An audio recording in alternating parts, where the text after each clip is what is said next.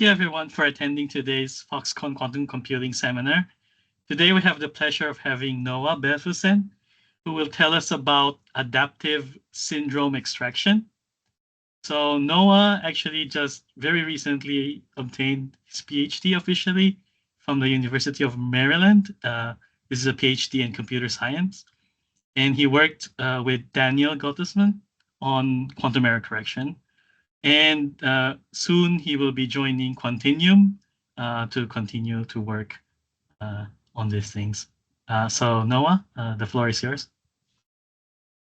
Thanks for the introduction, and thanks for the invitation to this seminar. As you said, I'll be talking about this recent work that we did with Daniel and some other members from QUIX and the University of Maryland about this adaptive syndrome extraction. And here's the archive link down below, and actually it was recently published in PRX Quantum too, so you can also find it there.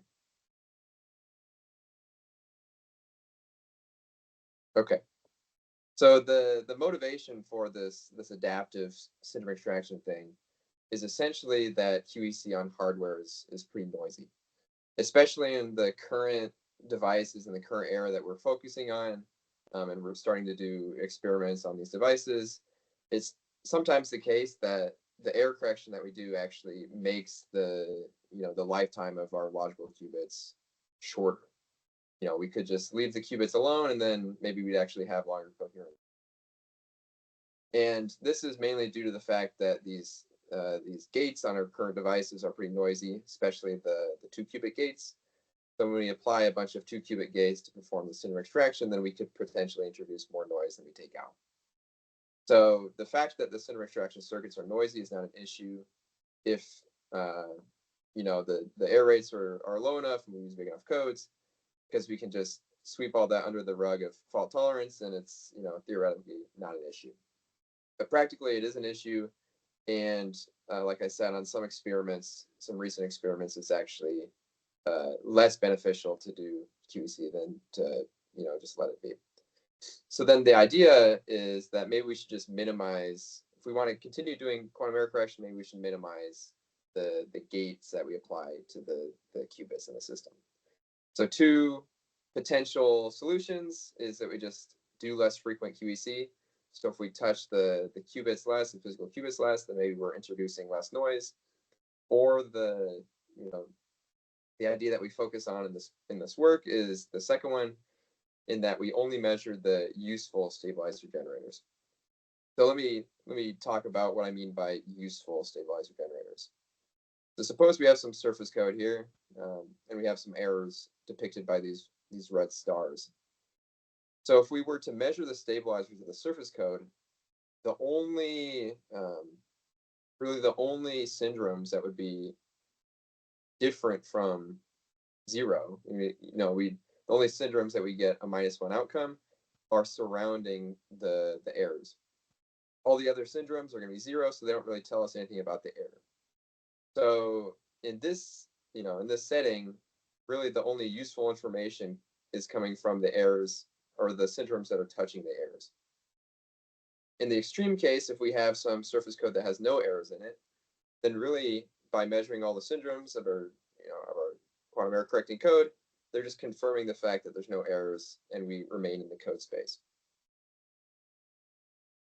So this is perhaps an oversimplification, but we should really only measure the generators that have support on some error in the system, because these are going to be the useful errors for decoding. And then we just assume that the stabilizer generators that don't touch the errors are going to return a +1 eigenvalue.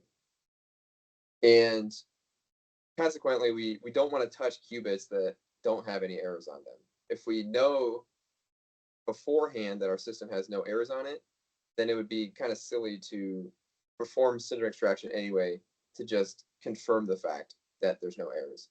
Because since the gates are noisy, then we have the potential to actually introduce errors.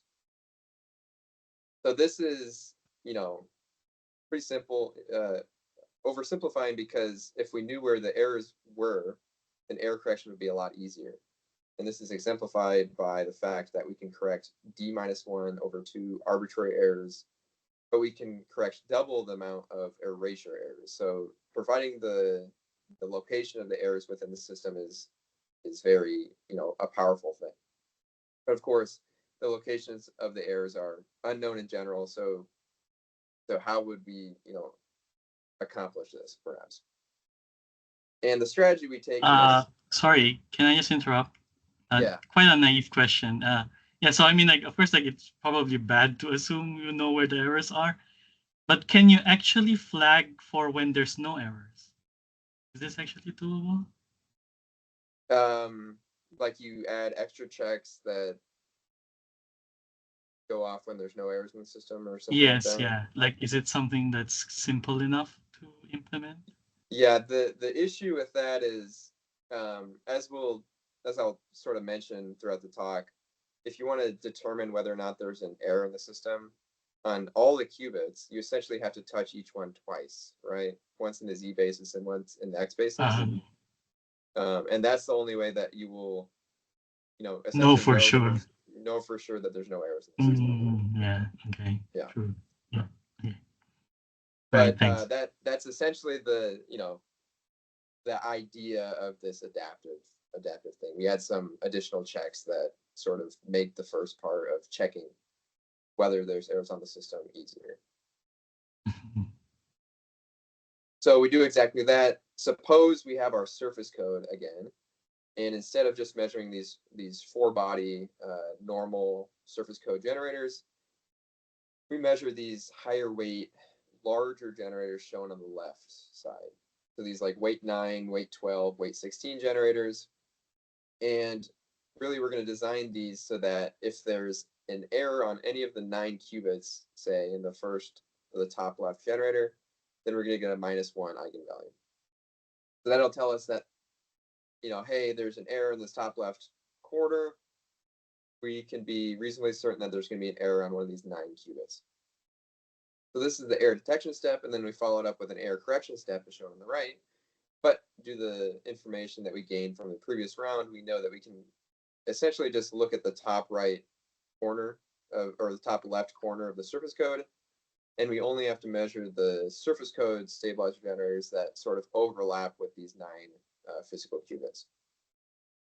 And the important thing to note is that while we have measured additional generators doing this error detection, we have also removed the fact that we have to measure, or we don't have to measure the remaining surface code generators that don't touch these 9 qubits.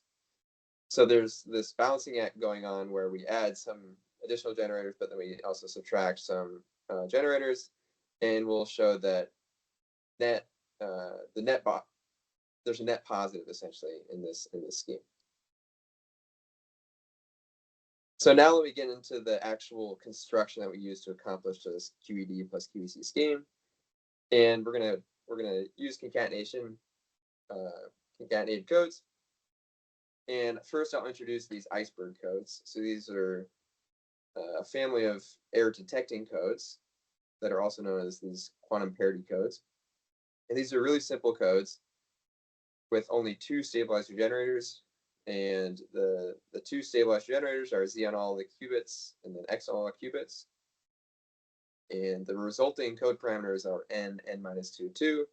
So since it's a distance 2 code, we can detect a single qubit error on any of the n physical qubits in either the Z or X basis, but we cannot correct for any arbitrary error. And the 422 code is the smallest iceberg code, and it's also the smallest error detecting code. So throughout the talk, we're going to be focusing on this 422 code. And it's called iceberg code because if you arrange the logicals of this code in this certain way and then color it, it kind of looks like an iceberg. But yeah, so here's the little bit more in detail about the 422 iceberg code. As, like I said before, 2 stabilized generators, a 4-body X term and a 4-body Z term. And then for our purposes, we're going to define the 2 logicals, the 2 logical qubits like this. And since it's a distance 2 code, we can't correct any arbitrary error. We can detect a single error, but we can also correct a single erasure error. We don't use this latter fact for this work, but there may be potential to sort of incorporate it more, more fully. So then the other half of our code construction that we're going to use are these hypergraph product codes. So these codes have been around for a long time. I'm sure many of you have heard of them. But just to briefly recap them, these are a CSS type code made from taking the graph product of two classical codes. And if we use classical codes that are essentially good expanders, they have good parameters. So they have n physical qubits or n physical bits encoding k logical bits at a distance that scales like n. And when we take the hypergraph product of these two good classical codes, then we get this n squared plus n minus k squared d. And these parameters essentially boil down to n physical qubits encoding some constant number of logical qubits at a distance of a square root of n. So these codes are widely studied, and there's been numerous decoders, logical gates, circuit level performance. We know a ton about these codes, and we're going to be focusing on these quantum expander codes, which are made from these classical expander codes, and also these lacrosse codes, which are essentially just hypergraph product codes, where the classical codes are cyclic codes. So as I mentioned before, we're going to use code concatenation. Namely, we're going to use the 422 iceberg code and concatenate it with some hypergraph product code in this particular way. So what we do is we take our 422 codes as the inner code, and we're going to have multiple blocks of these. So each 422 code encodes 2 logical qubits in its 4 physical qubits. And if we have some number of 422 blocks, then that gives us some number of physical or logical qubits. Now these logical qubits can be treated as the physical qubits of some outer code. And in our case, we're going to use some hypergraph product code as our outer code.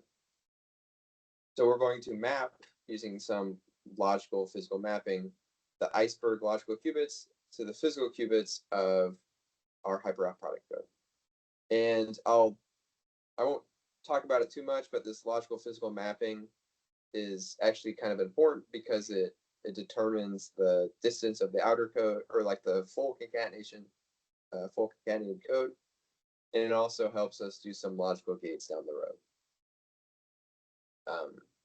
But for our purposes, we'll just say that you have to be kind of careful with this logical physical mapping, and the resulting 422 concatenated code is good for our error detection, error correction purposes. So just to talk a little bit more about it, if our outer QLDPC code has parameters nkd, then our resulting 422 concatenated code has parameters 2n, k2d, and again with a footnote that we have to have some appropriate logical physical qubit assignment. And important for our purposes is that a significant fraction of the total generators are the easy iceberg generators. So this essentially implies that when we do the first error detection step, it's fairly easy because these weight 4 terms are easy to measure, and then we follow it up with potentially harder concatenated hypergraph product code generator. And then I'll also briefly mention that it just has a potential nice embedding into 2D where you can put the 422 codes together. And then at the end of the talk, I'll discuss a little bit how we can perform universal logical computation on these codes. So just to talk a little bit more about this logical physical qubit assignment, to achieve the full distance, 2D distance, and then also some of the gates that we use later, we have to assign the physical qubits of the hypergraph product code to the logical qubits of the 422 codes in a particular way. In particular, we have to, or we choose to assign them in this way where we pair physical qubits along the diagonal so that they're in the same 422 block. Then we also pair twin qubits if you mirror them along this this like middle line, so like this 5 and 23, then we also assign them to the same 422 block. And if you know anything about hypergraph product codes, you maybe will be able to see that this has to do with the fact that the logicals of the hypergraph product codes are essentially rows and columns of this grid.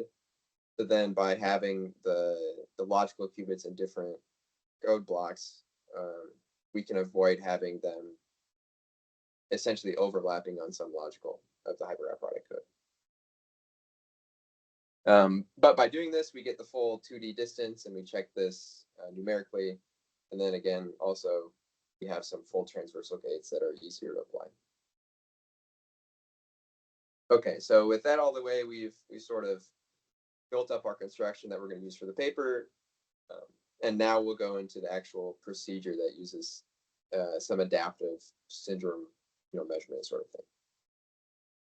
So the previously, used method to do syndrome extraction is stated in this flow chart, which is essentially we prep some state in some quantum error correcting code, and then we just repeat measuring all the generators and applying some correction. And in this work, we propose the following sort of flow chart, which is adaptive and uses this QED plus QEC scheme.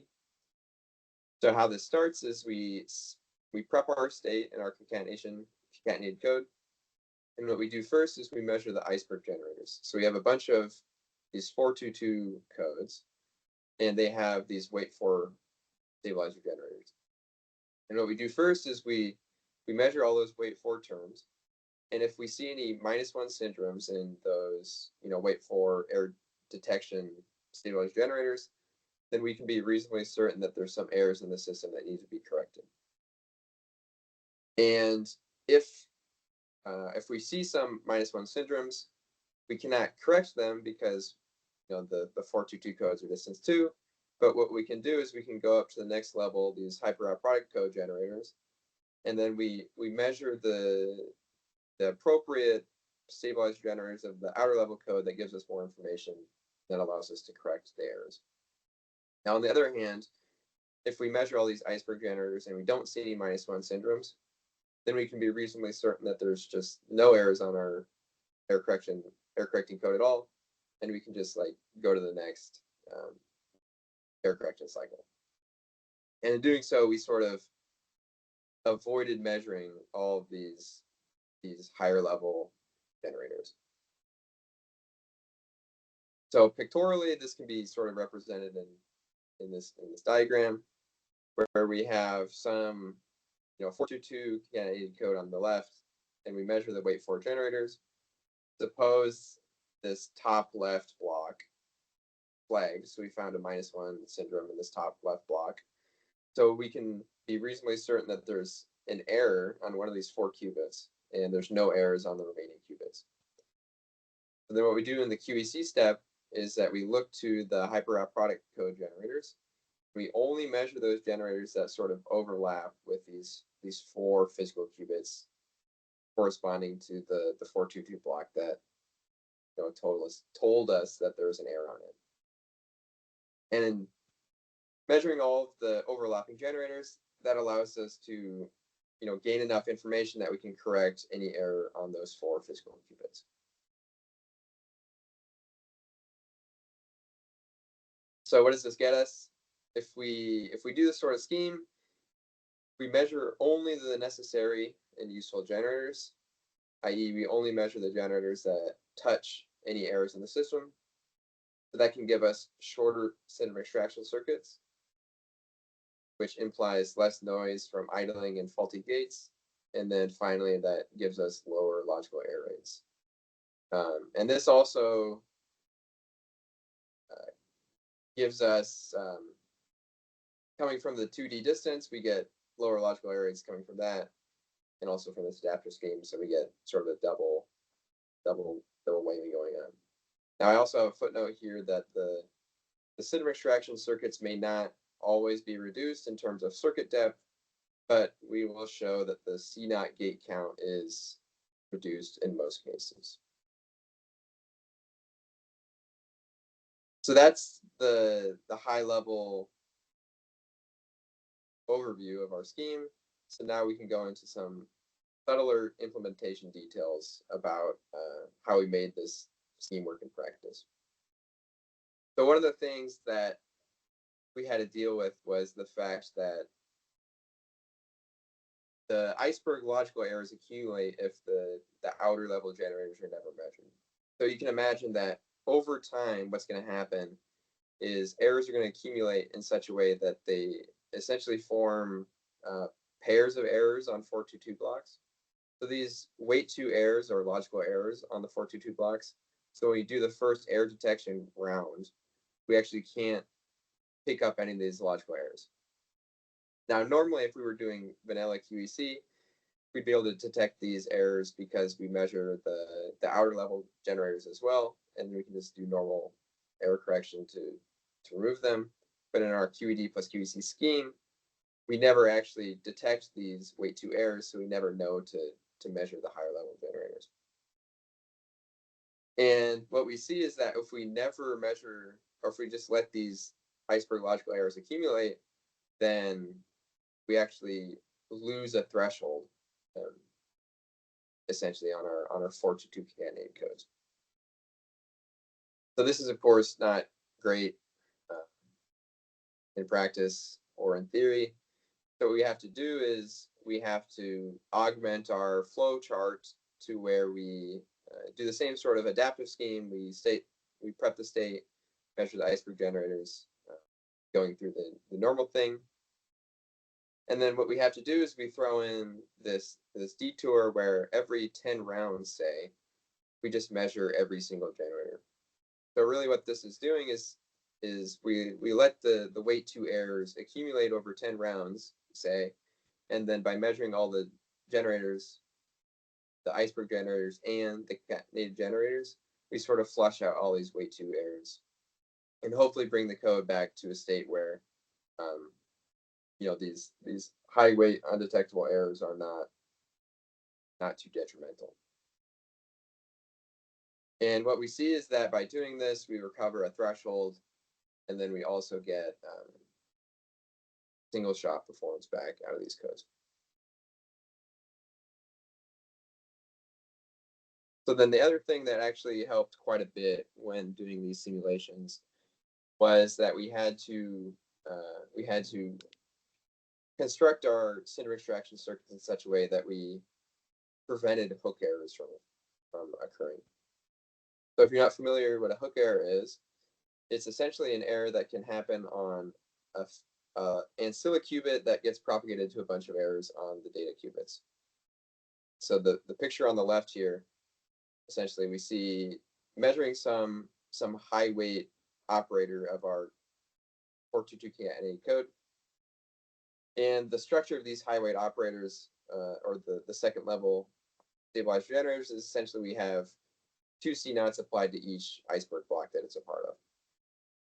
So if some hook error happens on the ancilla qubit halfway through the generator, this is going to propagate to a bunch of logical errors on many iceberg blocks. And for the reasons that I mentioned previously, this is bad because we can't detect these logical iceberg errors. And so even with this unmasking that we do every 10 rounds, we suffer quite a bit in terms of performance. So one error on the ancilla qubit can propagate to many undetectable iceberg errors. So what we do instead to mitigate this is if we just reorder the CNOTs in this cinder extraction circuit, namely what we do is we measure we perform the CNOT for one of the 2 operators in each iceberg block first, then we go back and we measure the other, or perform the other CNOT. Then what happens is a hook error on the ancilla qubit will just propagate to a bunch of detectable errors on many iceberg blocks. And of course, these detectable errors are going to be picked up in the next round, and hopefully we can still correct them if our distance is high enough. So with that out of the way, that's really all of the high level and low level details about our scheme. And so we ran some numerical simulations to see if this performs well in practice. And our numerical noise model that we use is circuit level, where we have noise occurring after every essentially a location in the circuit, whether that's idle or single qubit, 2-qubit, state prep, and measurement. And we use this this particular model where we have the single qubit and the idle locations are less noisy. So they're like 10 times less noisy. And this is fairly realistic for, say, ion trap or neutral atoms, where they have fairly long coherence times and their single qubit and idle errors are significantly better than their 2-qubit error rates. And if you care at all, these are the exact simulation details that we use. We perform 100 rounds of sim extraction, and then notably we use this phenomenological syndrome decoding.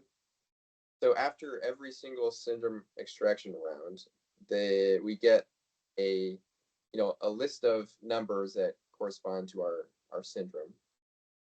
And also note that due to this adaptive scheme, we've sort of guessed for some of the syndromes. So like the syndromes we didn't measure, we just assumed them to be 0 or +1 eigenspace. So then what we do is, using this this parity check matrix in the top right, we can just perform normal decoding over this matrix using this syndrome. And this works fine, but I suspect that circuit level decoding would improve results. And then also, if we were to increase the window that we look over, say instead of 1 round, we use like 2 or 3, but still a constant number of rounds, then this would also improve results. And then for our actual decoder, we use this BP LSD decoder, which is just BP OSD, but optimized kind of with 30 iterations of products on BP, and then order 4 combination sweep. And maybe the other important thing that I'd love to hear, if anybody has comments about or suggestions, is that this sort of adaptive circuit is like really hard to simulate, especially, or at least in STEM. And the reason for that is the way STEM works is like you write a circuit and then it compiles the circuit into this detector error model. And then you have to sample from this detector error model to perform Monte Carlo simulations. So this is fine when you have a static circuit, but for our case, every single shot is a different circuit. So there's no way that we can compile the appropriate detector error model and then sample from it in time. If we were to actually do that, like compile the detector error model and then sample from it just once, then we found you'd get like a shot per second or something crazy like that. So what we had to do is we had to use this Tableau simulator, which allows us to update the Tableau in real time and then actually take the measurements from each of the stabilizer generators or whatever and build everything manually. But that's it's an interesting thing going forward to see if these simulation tools can handle these sort of adaptive protocols. So now getting to the actual results, I'll be talking about these 422 quantum expander codes first. So this plot's kind of messy, but let's focus in on the middle panel. And what we see here is this is just the normal hypergraph product codes. This is vanilla QEC, no concatenation, just normal hypergraph product codes. What we see, as expected, increase in the distance from 4 to 8, decrease the logical error rate. And then what I'll also have you notice is these dashed lines in the back. On the right-hand side, the right axis, y-axis, it's plotting the average CNOT gates per round. And we can see that as we increase the code size, the number of CNOT gates per round also increases, which is to be expected because we have more stabilizer generators. So then moving to the right-hand panel, panel C, what we plot here is essentially we have these 422 concatenated hypergraph product codes, but instead of performing this QED plus QEC scheme, we're just going to measure every single generator every single round. And despite having larger distances than the middle panel, they perform about the same actually, or even worse, compared to the non-concatenated versions. And this can be seen due to the fact that the number of CNOT gates that we're applying in our noisy syndrome extraction circuit is actually quite a bit more in this case. So we're injecting more noise than taking out. So now moving over to the left panel, this is the concatenated codes, but we're now performing this QED plus QEC scheme. And at high error rates, it actually is not too beneficial to use this scheme, namely due to the fact that at high error rates, we're going up to the next level very often. So we're measuring a lot of these concatenated generators. But at low error rates, there's not going to be very many errors in the system. So we're mostly just measuring these 422 concatenated, or these 422 generators, these wait for super easy generators. And this is exemplified by the fact that, at 10 to the minus 4, we get nearly 2 orders of magnitude improvements over the non-concatenated vanilla versions. So at low error rates, it's actually quite beneficial. And then the other thing I'll have you note is that these dashed lines indicating the number of CNOT gates that we're applying per round actually decreases as we decrease the physical error rate. And this is exactly due to the same fact that we're measuring less of these or fewer of these concatenated generators, and we're only measuring the wait for 422 generators. So for these sort of 422 quantum expander codes, we see the best benefits at low physical error rates. If we instead use these lacrosse codes as the outer code, we actually see improvements over the entire range of physical error rates from 10 to the minus 4 all the way up to 10 to the minus 3.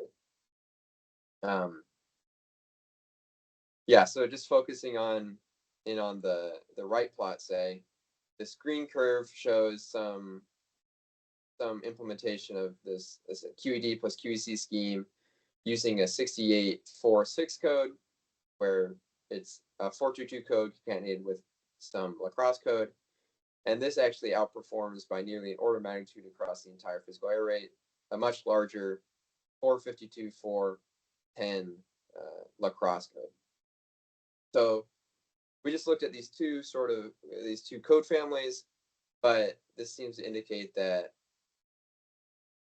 we have to pick or choose our codes carefully, and there may be different families that this performs better in.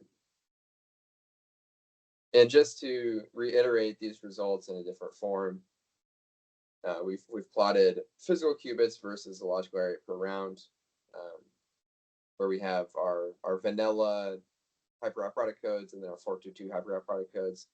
And also just for a comparison, I've included surface codes. So you can see at the lowest logical error rate, so this is 10 to the minus 4 on the left, that the green curve, so these are 422 hypergraph product codes, are outperforming the blue normal expander codes.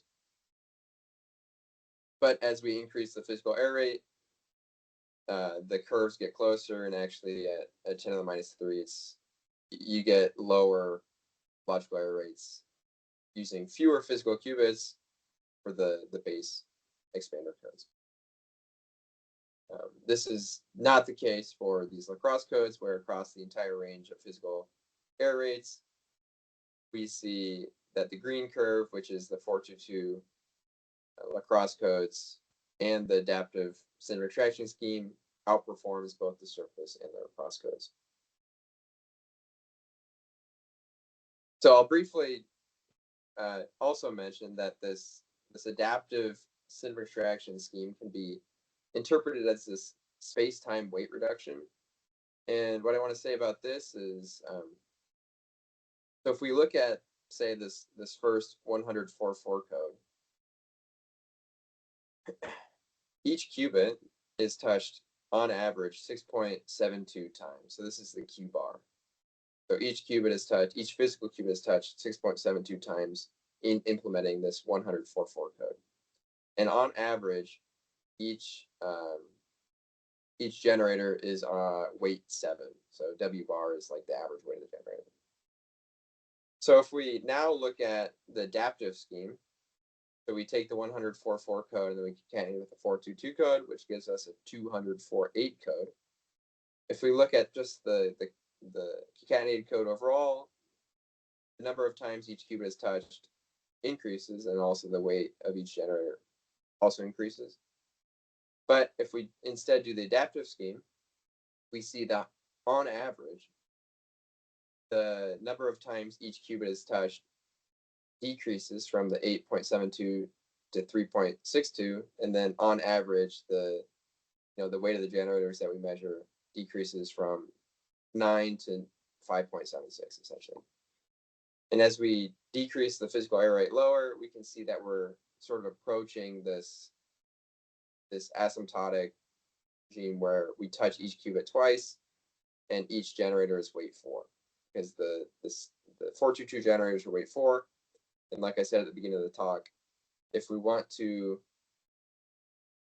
precisely determine if there's an error on any physical qubit, then we have to touch each physical qubit twice.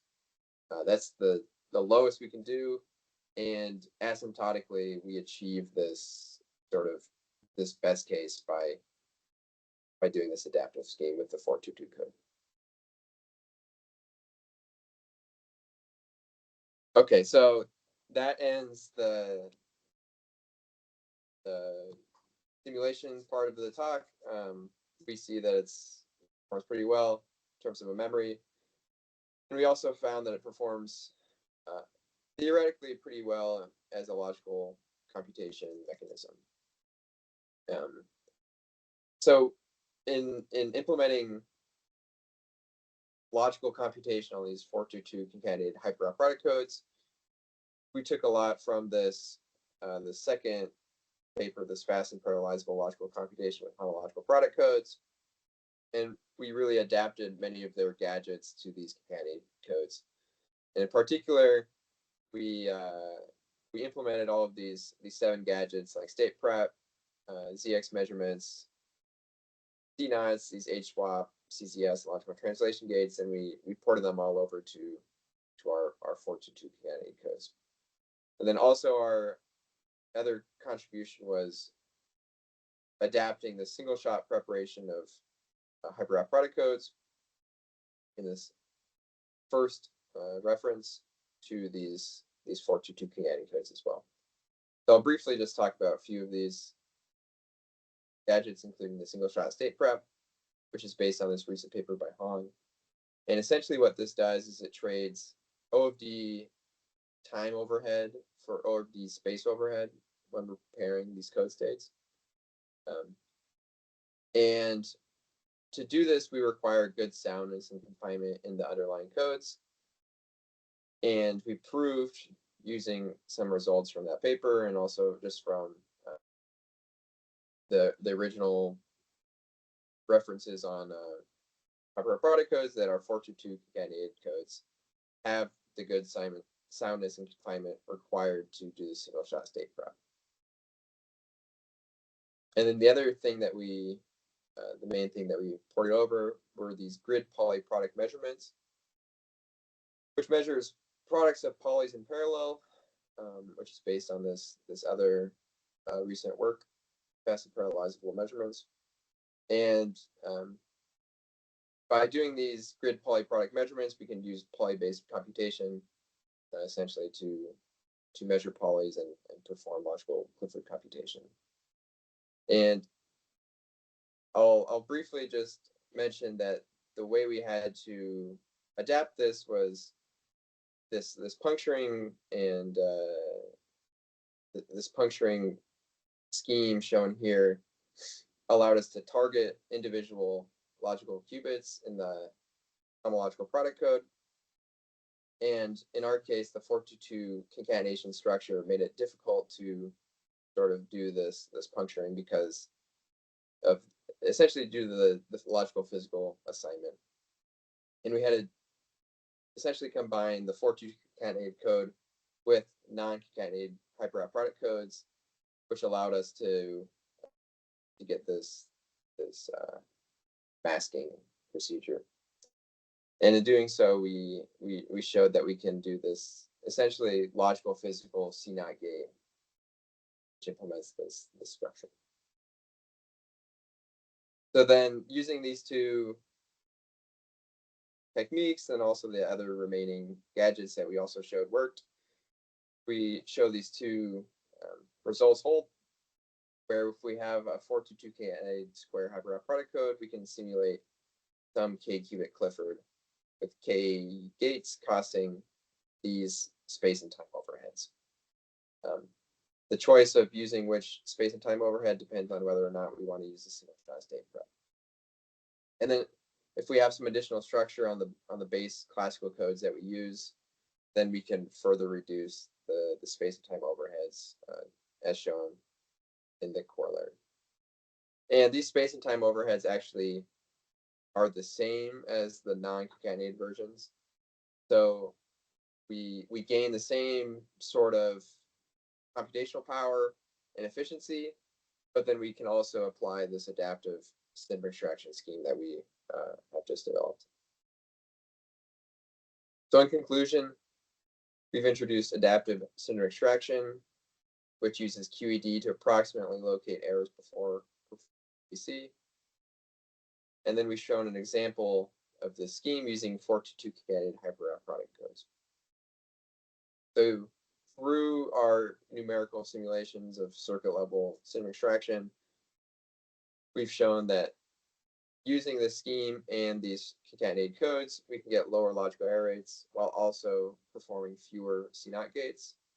And while this won't speed up the physical computations on all hardwares, on certain hardwares, namely ion traps, where they have a smaller number of gate zones than physical qubits, then the number of CNOT gates directly corresponds to the computation speed, the wall clock time.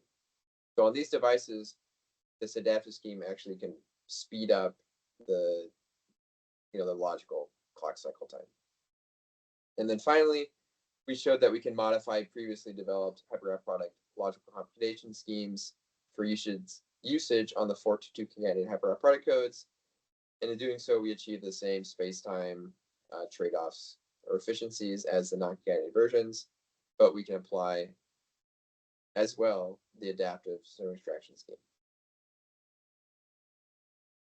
So for some future questions or directions, I think this adaptive scheme is pretty general, and I'm excited to see what broader ideas can come from this. But in terms of the specific construction, I think there's a number of interesting, very direct extensions to this work that can be done, namely using different iceberg codes as the inner code, or using some different QLDBC code as the outer code, like some lifted product or bivariate bicycle. Or we could use some sort of alternative concatenation scheme, or even adaptive symbol extraction without concatenation. And then finally, I'll just mention two potential applications of this particular construction, and then also for adaptive symbol extraction in general. The first one is this 2D local implementation of high rate QLDBC codes. So as I briefly mentioned near the beginning of the talk, we can embed these into 2D fairly easily. So we can imagine some superconducting chips, say, where we have our QEC code coded on this 2D local chip. But since we're only measuring the 422 code generators frequently, then we can maybe get away with the non-local connections required to measure the higher level generators. And then finally, I think this adaptive sort of approach to concatenated codes could work for some modular QPU architecture, where we have a bunch of smaller QEC codes across many QPUs, and then we have some higher overarching QEC code connecting the individual QPUs. And then maybe we can use some adaptive trickery to avoid using the long range, very noisy interconnects that connect each QPU. So with that, I'll end it there, and thank you. I also like to thank my collaborators from Maryland, as shown here. But thanks again. Yeah, thank you very much for a splendid talk and with some very nice results. Yeah, so we have plenty of time for questions. Yeah, we can have time for a few questions. So if you have questions, please feel free to just unmute yourself and ask them now.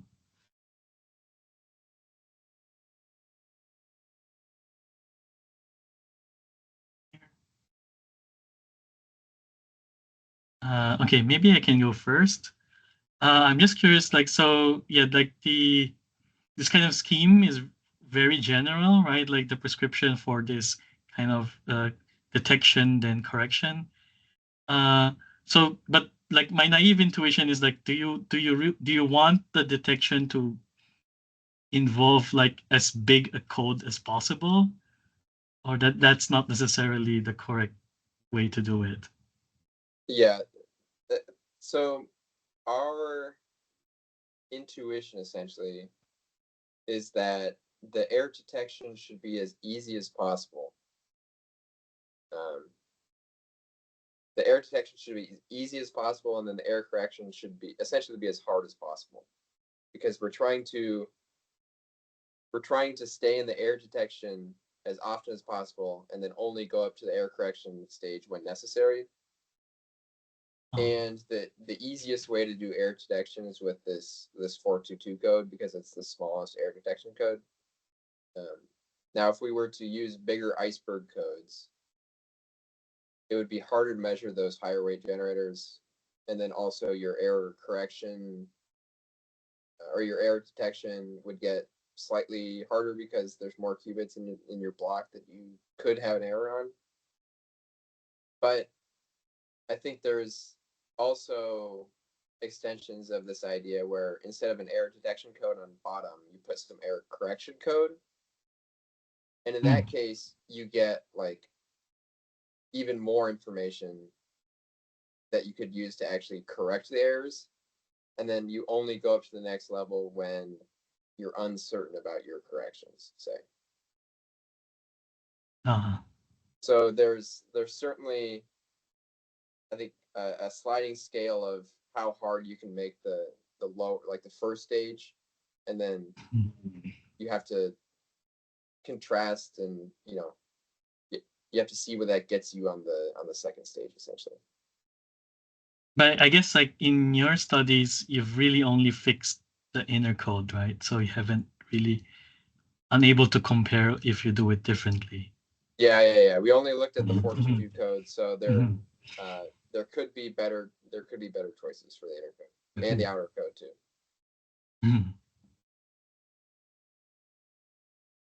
Right. Let me see if there's people who want to ask questions or some comments. Okay, if there's none, I will have a sort of second question. So you did mention that this logical to physical mapping, sort of like, or yeah, like kind of important. And the way that you were doing it is like this kind of mirrored thing. But so in general, like, would you know how to do it correctly, or is it sort of like you have to kind of try and see which one works best? Yeah, I think it's definitely going to be a code by code thing. And the reason why we were able to do it pretty easily on this case was that we knew, like, we have a pretty good understanding of how the logical operators of hypergraph codes behave. Like I said, they form essentially rows and columns of this grid if you assign the qubits in this way. And then also there's a lot of, or there's, these full transversal gates that you can do on hypergraph product codes where, like, namely the H swap gate, where you apply Hadamards on all the physical qubits and then you swap qubits along this diagonal, or the CZS gate, where you apply S gates along the diagonal and you apply CZ gates along the like the mirror qubits. So then those two things sort of informed us that, okay, it'd be really nice if we had qubit 5 and 23 in the same iceberg block. For one, because we can perform CZ between those two logical qubits using only physical qubit or single qubit gates. And that's just a feature of the 422 code. But then, extrapolating from that fact, it was sort of nice that it also fit into the logical structure of the hypergraph product codes, in that the 2D distance was still preserved. But in general, I think you're going to have to look at the logicals of whatever outer code that you want. And then you're also going to have to determine if you want to inherit some logical gates from the outer code. And then you're going to have to assign according to that.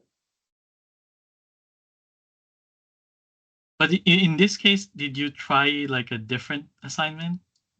Yeah. So near the beginning, we just tried, say, like sequentially assigning them, like 1, 2 are in the same block, 3, 4, etc. And what you find is that